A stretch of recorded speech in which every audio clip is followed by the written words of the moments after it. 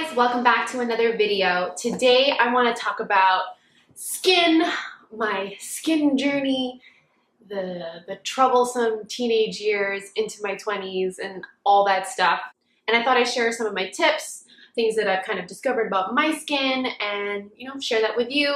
I am not a dermatologist. I am no doctor, no expert. However, I think it's really cool and important to do your research and read what other people have to say about their skin, because no skin is alike.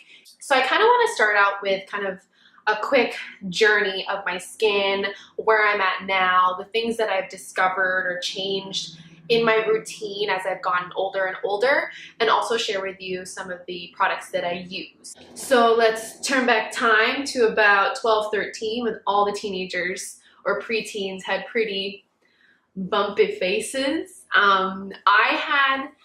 I guess I had acne at a really young age or earlier than others. I was made fun of, I was bullied. I remember someone calling me a crater face, and just, it's not cool, it's not fun. That's when I was like, what is happening to my skin? So then and there, my mom, she took me to a doctor, she took me to a dermatologist, and from there I learned, like what ingredients I should be using, what chemicals I should look out for and what not to use.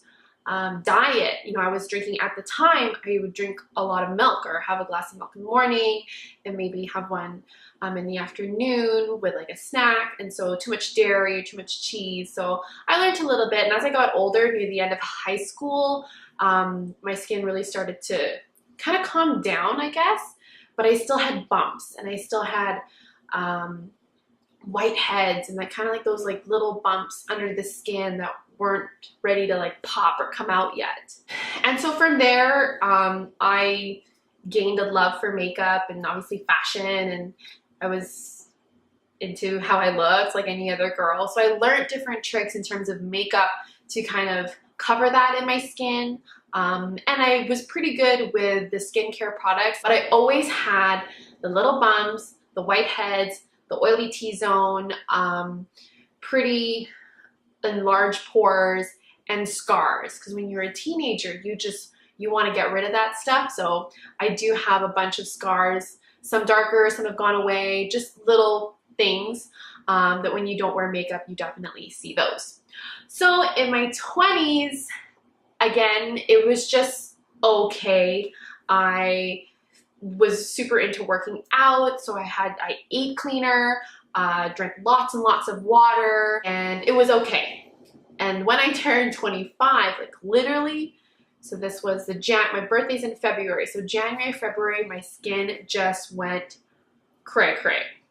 I had so much inflammation on my cheeks, and I usually never got acne on my cheeks. It would always be around my forehead, on my chin, but around 25, now I had it on my cheeks, on the sides, I had it on my neck, and it was super inflamed, and it looked stressed, if you know what I mean. It just looked very tired.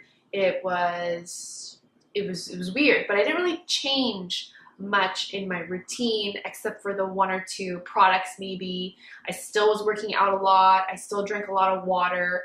I've even cut out more dairy than I did in my teen years. So I really was like, what is going on? So before I go further into kind of the things that I've changed, always recommend going to a doctor and or a dermatologist. I think those people are the best. They can give you the best advice. And I did a lot of research online, and I did a lot of different things, but I think going to an actual dermatologist is probably the best thing you could do, because they're really going to look at your skin and kind of give you the feedback that you need, whether it's some sort of cream, topical, a pill, or something super simple. I did my research and read a lot of things about different creams and different ingredients, and then I also read a lot about external, I guess, treatments. So like an acne peel or an acid peel, all this different light stuff. And I had done that. I did that for, I think, 2 months every week. Don't do that. The reason why is I knew this, but I wasn't really thinking, I guess, or I was super desperate to get my skin back to normal was that acne is from inside you. It is toxins coming out of your skin. So if you're doing treatments that only touch the surface, well, it's always going to come back because it's always coming out and coming out and coming out, and your treatments are only affecting the surface of your skin. So not only did I waste time, I guess, on treatments like a glycolic acid or extractions, but it cost me money. It cost me money that I probably could have used for something else, and my time, and it was really painful. So I did that for about a month or 2 months, and I just kind of was like, okay, my skin would be good for a week and then it would come back again. So I went again to a dermatologist at 25, told her my spiel, and she gave me pretty much things I already knew and really told me to get into a routine. And I also changed a lot of the products that I use at home. So this takes me to the list of things that I use. I've really changed a lot of stuff. I think the biggest thing that I changed was, well, 2 things. Removing makeup wipes from my routine and drinking lots and lots and lots and lots and lots and lots of water. So what do I mean by that? How the heck do I take off my makeup? So there's 2 ways that I take off my makeup now. I have completely removed facial wipes or makeup remover wipes from my routine. I don't buy them anymore. The first or second ingredient in them is alcohol, and that really dried out my skin. And I think that was a big contributor to the acne. So now when I have heavy makeup, I use Vaseline or petroleum jelly. It doesn't sting your eyes or anything like that. And I just rub it around my eyes and then use a paper towel or a towel to wipe that off. So that would take off like the massive gunk. So if you're wearing eyelashes, mascara, the glue, maybe you're doing a heavy color or your eyelid or glitter, so that really helps with removing your makeup. But on a day-to-day basis, I use a towel. So this is a microfiber towel that I got from Sephora. It's called the Makeup Eraser. It's 100% polyester and it's machine washable. I usually just hand wash it with face soap. But it has 2 sides. So the one side is like a much shorter fiber and the other side is a little bit longer, and that is said for more exfoliation. So I literally wet it in water and rub the makeup off my face. It takes like 3 to 5 swipes maybe to take it off, and when you touch your skin, it feels so clean. So I'm not using any type of chemical or toner or remover or alcohol. When I remove my makeup, it's literally just water and this cloth. I've been using it now for 2 to 3 months, and oh my god, the biggest difference in my skin. It doesn't feel irritated, it doesn't sting, obviously, because there's no chemicals. And when I remove my makeup, it removes everything, and you can tell from how your skin feels and looks in the mirror when you use this. So I highly recommend this. I'll put a link below from Sephora, but I'm sure other companies have this too. But I think this is really the #1 thing is don't use makeup wipes. Plus, I find that they're really bad for the environment too. #2, face wash. So face wash is probably a must for me. I must have it, I must use it, but the ingredients that you have in it are very important. So the one that I'm using right now, which I think I've used for I think almost a year, is the Kate Somerville Eradicate Daily Cleanser Acne Prone. I'll just read the part here. The foaming cleanser is formulated with sulfur to cleanse acne-prone skin and draw out impurities to unclog congested pores. So I really like this. Benzoyl peroxide is really good too. Salicylic acid, all that stuff. But I think my skin was just so used to those ingredients and chemicals that I needed to change. So this with sulfur, I think it was just new and invigorated my skin. And along with that, once or twice a week, I will use the Vanity Planet's face exfoliating brush. Isn't that so cute?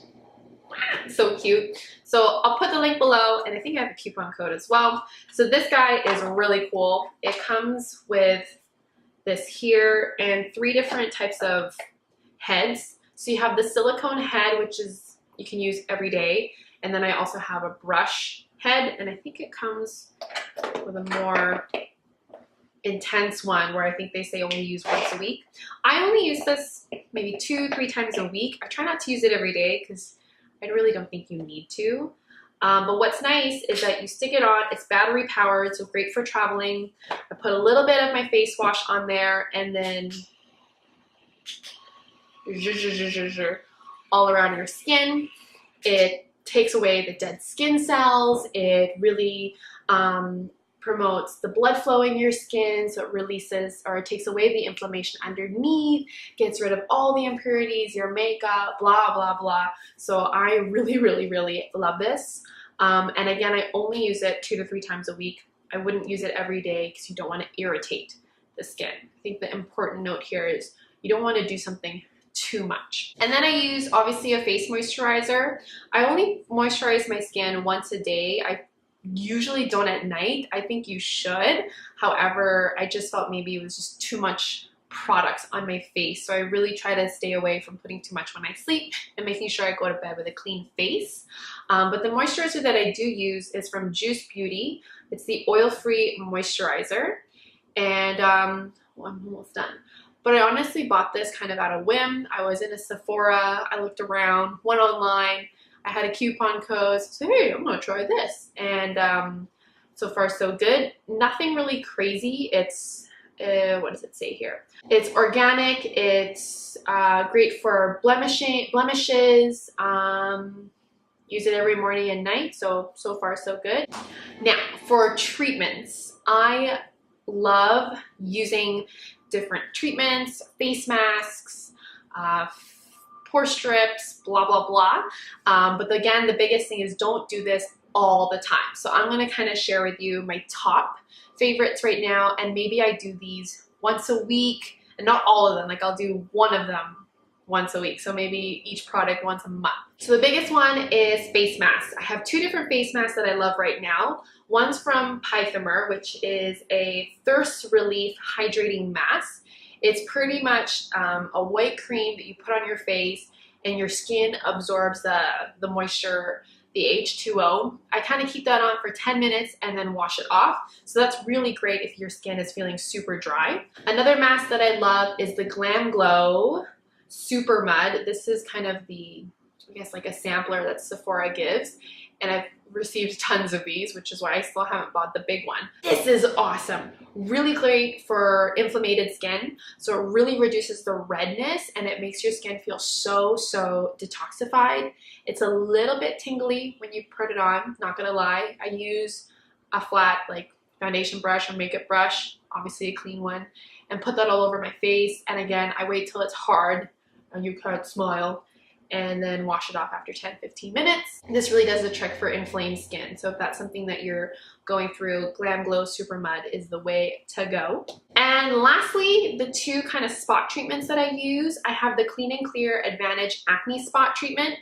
This one has salicylic acid. Let me just see. So this one has 2% salicylic acid. And I guess the more percentage there is, the faster, obviously the heavier it will react to your skin. These are great for spot treatments if you have, you know, a little pimple that's gonna start growing and really red and really nodular. That's a really great spot treatment. And also polysporin. Again, I read a lot of information, but yes, use polysporin for acne. No, don't use it for acne. It is kind of like an antibiotic, so why not? I don't put this all over my face. I don't use this every day, but again, you put it on the little spots that are really kind of irritating and you don't want to prick it. This is great too. So always have polysporin with you. Again, it reduces the inflammation, it removes the toxins and all the ugly stuff in your acne and your pimples or in your pores. So those 2 are my go-to. So that being said, I think it's super important to look at your lifestyle, what you're doing, what you're putting in your body. Acne is taking toxins out of your body. So are you drinking a lot of water? Are you not drinking enough water? Dairy, cheeses, milks, yogurts, those things really clog up the pores, or it'll also encourage like the oil glands to push all that oil out. So that was the biggest thing for me, was diet and more hydration. Also learn what works best for you, research, watch videos, blogs, go to a doctor, go to a dermatologist. I think going to a dermatologist is really gonna get you to the source. And don't wear makeup when you don't need to. You really do take care of your skin day to day. Your skin will be more glowy on its own. The scars will go away, the blemishes will go away, and your skin will really love breathing and being itself. So I think that's really, really important. And I think my last tip is less is more. So don't wear too much foundation. Don't use an excessive amount of face wash or face cleanser.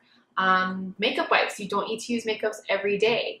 Use a cloth and put less chemicals and less toxins into your skin, and make sure that you're well rested.